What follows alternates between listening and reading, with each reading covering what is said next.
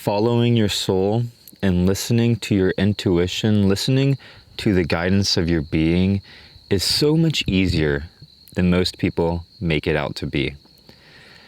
You see, following your intuition, following your heart, your being, only requires you to drop into your heart and to feel. To feel is different than to think. Whenever you start to think and you let the ego overwhelm your heart in the direction that is trying to lead you through, you begin to only look at life through logic. You begin to look at life through beliefs, values, thought patterns, programming that has been given to you by religion, by your family, by friends, by society. And whenever you start to step into your intuition, this requires stepping away from thought. Thinking is a tool, but allowing your thoughts to dictate every decision that you make can ultimately lead you down the wrong path in life, because your ego likes comfort. Your ego likes safety. It likes to remain where you are accounted for, where it believes you're going to be the safest, the most logical path to success. But the issue with the logic is that it is not aligned with your heart. It is not aligned with your true depth of being. You see, whenever you are trying too much through thinking instead of feeling the truth of what it is you really desire, what it is you really are looking for in life, then you may be led down a path that is not as aligned with your true potential, not as aligned with your most divine self, not as aligned with your heart. You see, the heart is wise beyond our own comprehension. The heart has wisdom that far surpasses what the ego intellect has. And whenever we start to tap into that wisdom, we start to see our life become beautiful, bountiful, abundant, and joyful in so many ways of life. The process of allowing your intuition be your guide is really stepping back from thinking about everything. So that next thing, that next decision that you're going to make, that those two choices that you have, or a couple of choices, let's try to feel what that outcome feels like instead of thinking what we think is going to happen from these routes that we are presented with.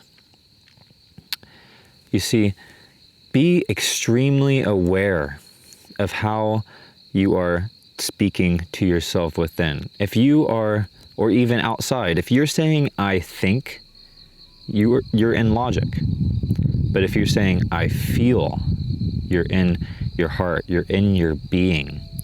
You see, your intuition doesn't lie. Your intuition is going to guide you in a way that intellect cannot do. And this doesn't mean to completely let go of intellect. It doesn't mean that intellect isn't useful to us. It just means whenever we are presented with the decision to be who we really want to be, to feel how we really want to feel, to act how we really want to act in alignment with our dream version of ourselves, with our most aligned version of ourselves in our heart, in our being, that requires feeling, tuning yourself in all areas of life whenever that small voice is asking something of you, even if it sounds scary, even if it sounds daunting, even if it may be uncertain.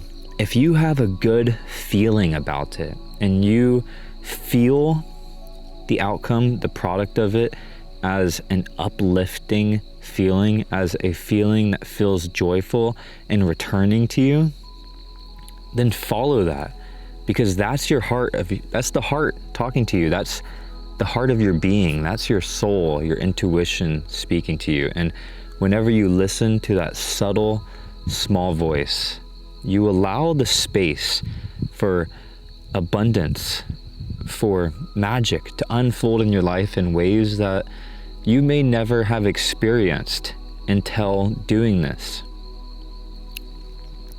This is why the gut feeling is something that so many people talk about. It's our instincts, it's our body's wisdom, it's our being's wisdom. And learning how to have the balance of thought, feeling, and being, whenever you balance those aspects, you create harmony and space in your life that allows for the divine current to flow through you.